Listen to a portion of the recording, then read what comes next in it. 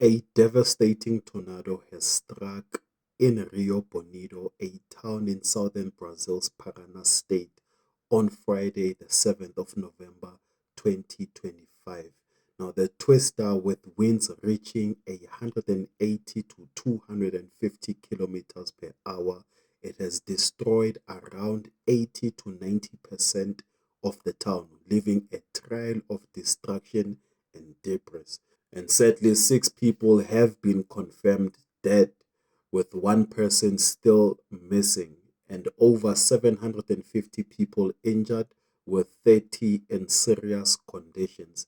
And it has been reported that approximately 1,000 people have been displaced. Homes, schools, and buildings were severely damaged or destroyed. Now, vehicles were overturned and trees were uprooted. Emergency services, including rescue teams, are on the scene searching for survivors and providing aid.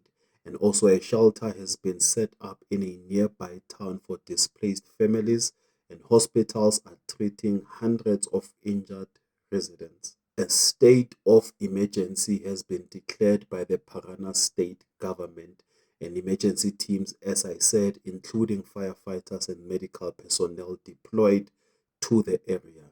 And the president, Luiz Inácio Lula da Silva, vowed to provide assistance and reconstruction support. Now, this situation in southern Brazil is very dire, with concerns growing about potential fatalities and missing persons.